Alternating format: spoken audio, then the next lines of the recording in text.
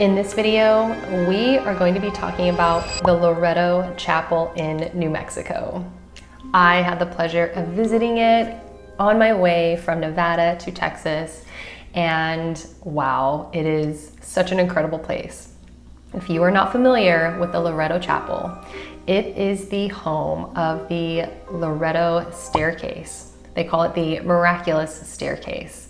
It was mysteriously built, and it has been studied for quite some time because people just don't understand how it was built and how it maintains its structure. It is believed that Saint Joseph himself built it, but I'll let you be the judge of that. My name is Catherine. I'm an energy healer, spiritual coach, and nurse practitioner. If you need personalized coaching or an energy healing from yours truly, then you can go to my website at catherineglassman.com, or you can email me at hello@catherineglassman.com. I'm going to apologize again for the sound. I am going to get a carpet in here. It is just a matter of time, but I have to get other things first in order to just be able to live in this house. So I am sorry. So what is the Loretto Chapel? The Loretto Chapel was built in 1878 in Santa Fe, New Mexico. This chapel was a pretty typical yet beautiful chapel, and it was built to perfection except for one thing, and that was access to the choir loft. So because the chapel is very narrow and yet tall, the architect, for whatever reason, could not figure out how to build a staircase up to the choir loft. So literally it was just built with a choir loft up high and no way to access it.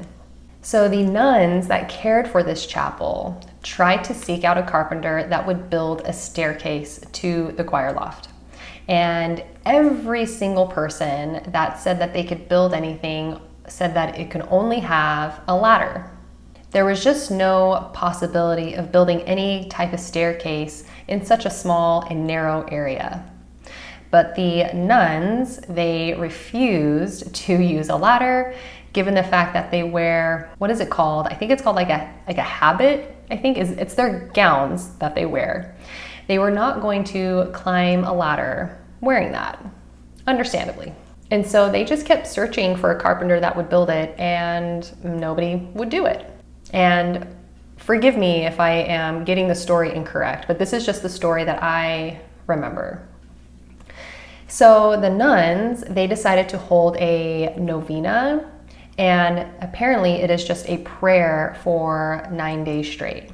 So they decided to pray to Saint Joseph, who is the saint patron of carpenters, and they did it for 9 days. And on the 9th day, somebody showed up at the door and said that they were there to build the staircase. This man came with a mule and a toolbox and just looked like a legit carpenter.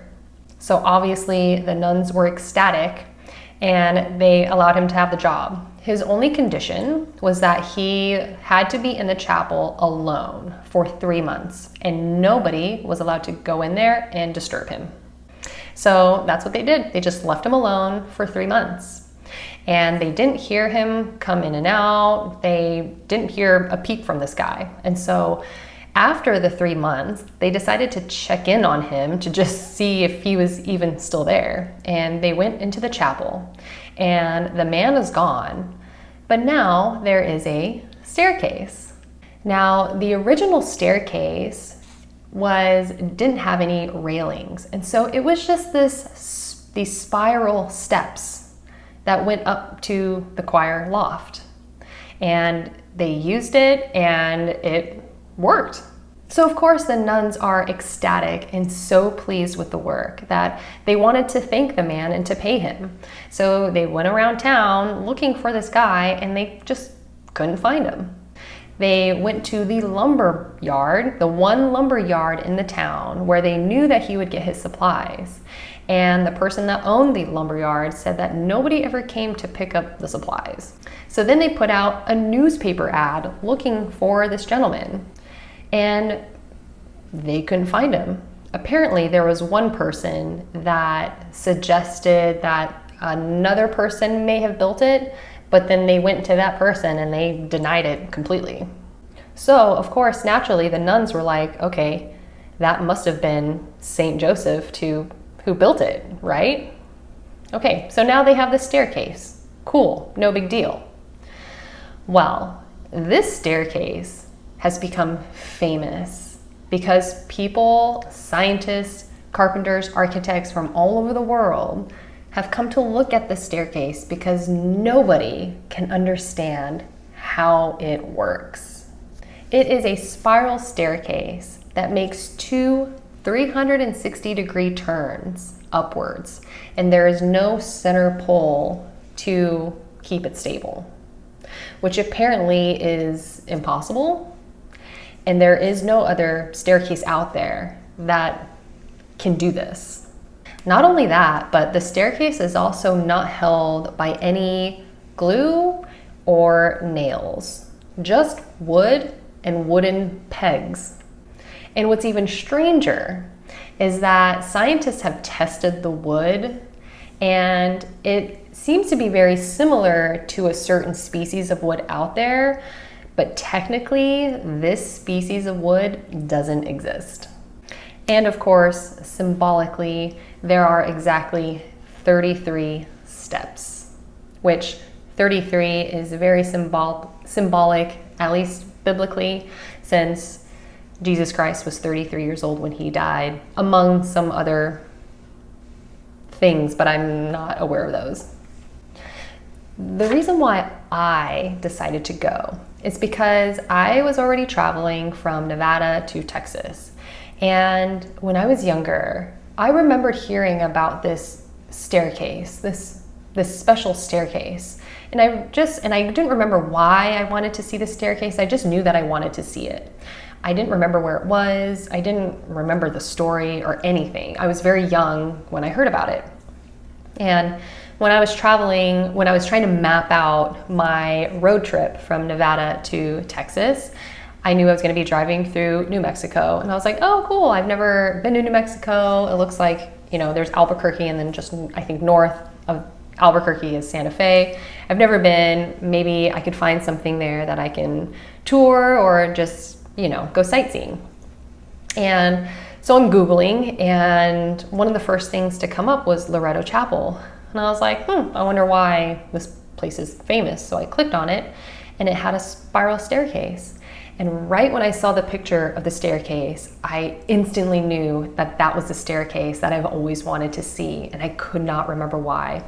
And then I read the story, and it came back to me, and I was like, oh my God, I'm gonna go see the staircase. This is so exciting. So, and of course, it feels destined, because what are the odds? I mean, I didn't really go out of my way to go see the staircase. I was gonna be driving through Albuquerque anyway, so I think it was just another half hour to an hour off. I don't know, it was meant to be. So when I get to Santa Fe, I had to stay at a dog-friendly motel because I had my 2 dogs with me. And I had to get a Rover. And if you're not familiar with a Rover, Rover is a company that supplies dog sitters. So I got a dog sitter to stay with my dogs for an hour so that I can go see this chapel. And so the sitter comes, I leave, and I drive down to the chapel, and I park, and I get my ticket to go inside. And wow, as soon as I walked in, I was hit with just a wave of emotions. I was fighting back tears. I was so moved by the energy that was in there. I'm gonna try to explain it. So what I was doing, I was just walking around in the chapel, and there are some people there, right? It's like a tourist place. So there are quite a few people there, and they're all taking pictures, of their family and things like that, of the staircase. And me, I'm literally trying not to just burst out in tears. I'm walking around keep it together, keep it together. And so eventually, when enough people left, I just went up to the front, like the very front pew, and just looked at it, and man, this chapel was so beautiful. It was just so elegant, and it was very tall, and just, I mean, I remember going to the Vatican and seeing some of the architecture there, and it reminded me of that. But I sat in the front and I closed my eyes and I just let the tears come. So I'm crying. I'm trying not to be like hysterical, right? Like, you know, but tears are running down my face. My eyes are closed, and it just felt like all of this loving light was just pouring from the ceiling of this chapel and just pouring down all of us. I mean, of course, I could only speak for me. I don't know what other people's experiences were, but it just felt like it was just raining love on me, and that I was just taking a shower in this beauty. And so I'm just sitting there, the tears are coming. I'm just, and I can feel like this energy just washing over me, and it literally felt like I was being healed. It felt like I was supposed to be there. I was always supposed to be there. Ever since I even saw that little TV segment when I was young, right? Because when I was young, I was kind of weird. I mean, I still am, I guess, but I watched weird things, right? I watched, you know, unsolved mysteries and X-Files and horror movies and just things about like otherworldly things that people couldn't explain. I really enjoyed watching that. So, of course, apparently this staircase made it on Unsolved Mysteries. And so it most likely was that I watched. But of course I would end up there. So it was always destined. And making the trip from Nevada to Texas, that was, and it still is, a big move. Like, that's a brand new chapter. And I had to let go of people, of relationships, of memories, and I was having to forge a new way, a path like very unknown to me. And I think I was carrying a lot of that baggage with me on that road trip. And so I was meant to step into this chapel to like release it. And I really felt all of it just releasing from my body. And it was so beautiful and it was so moving. And I was just so grateful that I was being loved the way that I was being loved while I was in this chapel. And I really hope that anyone who visits this chapel has a very similar experience. And you know, when I was there, most people were just kind of taking pictures and then leaving. And I was just like, man, if they only knew. When I go places now, this is the part of the fun that I have when I go on vacations, is I can feel the place. So when I go into a place, I can feel if it's holy or not, right? So I don't care what you tell me. I don't care what the guide says or what the, you know, little plaque thing tells me. I know if it's a holy place or not. And I've been to churches that were not holy. And I've been to like dumps that were very holy. But this place is 100% just pure, like pure source frequency, or just pure God energy. It is it's a very powerful and profound experience to have. And so while I was sitting in the front with my eyes closed, I'm kind of meditating, and I'm in this different state of consciousness at this point. And I'm feeling like this energy pour over me and heal me and wash away all of that baggage. And then out of nowhere, it almost felt like it kind of slowed down or turned off. It, like, the frequency changed and it snapped me back to the present moment. And I opened my eyes and I remembered where I was and what I was doing and that I was crying. And I looked down at my phone and I look at the time, and I had been there for quite some time, and I only had 10 minutes to get back to the motel, right? And so I was like, oh my God, I gotta go. And so I got up, wiped my tears, and like, you know, did my little thing. And I walked out. And of course I wanted to get a souvenir, because I always get a souvenir every time I go to a place that like I have a connection with. And so, well, naturally I got a Bible. I didn't have a Bible, so I was like, this is perfect. This is where I'm gonna get the Bible. I'm gonna get the holiest of Bibles here. So I got my Bible and I left. And I am scared that I'm gonna be late, but I get to the motel literally at the exact minute that I was supposed to be there, because 1 minute over that time I would have been charged extra. And so it's just funny because I think that whatever beings were there, of course they were angels, right? But, and I mean, you know, the whole Holy Family was there, right? You know, Mary was there and Joseph, and you know, they were all there. But I will say I know that they like kind of turned down the energy so that I could wake up, so I could get back to the motel like right on time. It's just weird. They like, man, it's fun, but it's just funny how they can do that. So of course, I was really excited to share this story with you guys and to anyone who would listen, because it was just so beautiful. And I really encourage everybody to go to this chapel. And so in preparation for this video, I was like, okay, I'm gonna see if I can channel any more information about the staircase. So, you know, I'm getting ready to meditate and I'm thinking like, oh, I'm gonna, you know, see something interesting, like, I don't know, maybe something about the staircase, maybe how it was built, I don't know. I thought that I was gonna see something kind of interesting and fun. But as soon as I started meditating and asking for information from that chapel, I immediately got brought back to that energy that I felt when I was inside the chapel. And of course, I started to cry again. I literally had to redo my makeup because I was crying that much.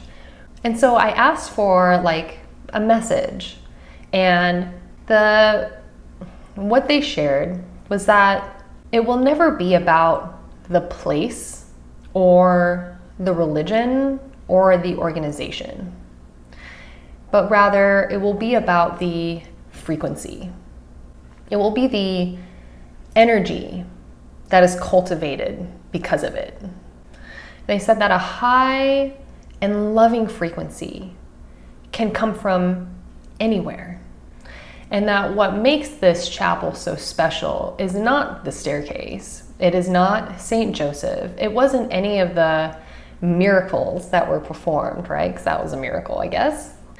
The ones that made this place holy were the nuns. The nuns who prayed. That staircase would not have been built if it weren't for those nuns taking the time to pray for it. They said that some of the holiest places on the planet were created by beings like us. Created by beings like us for future generations to know that true love and true peace actually does exist. And they actually even made the comparison between the nuns and a coven of witches, which I thought was pretty interesting. They said that basically what the nuns did, it's very similar to what a coven of witches would also do. So the group of them aren't necessarily that different. It is about the intention behind the prayer or the ritual. The difference is what they choose.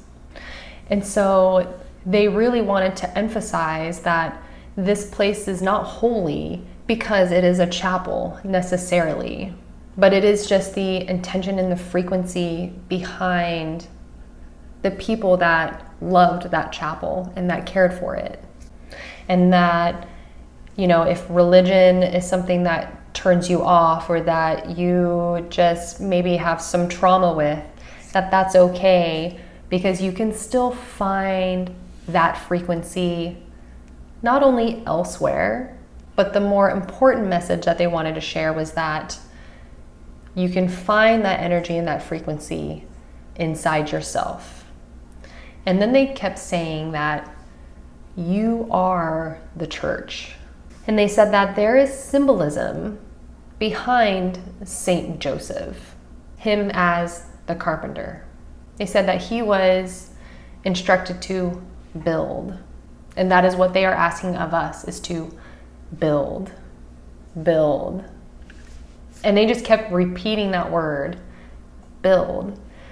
And I was like, okay, so my human wanted to Google, what carpenter really meant, or the origins of the word carpenter.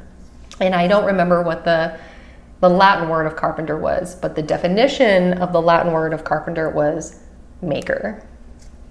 And then of course, I just made the connection between like maker and, meet your maker, creator, build, right?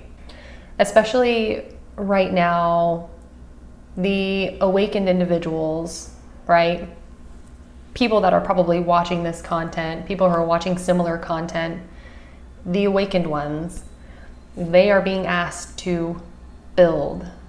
And you don't have to do anything extravagant or extraordinary to cultivate that energy, because the place itself, that doesn't necessarily matter.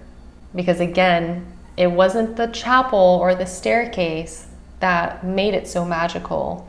It was the energy of the nuns coming together and praying for a certain outcome.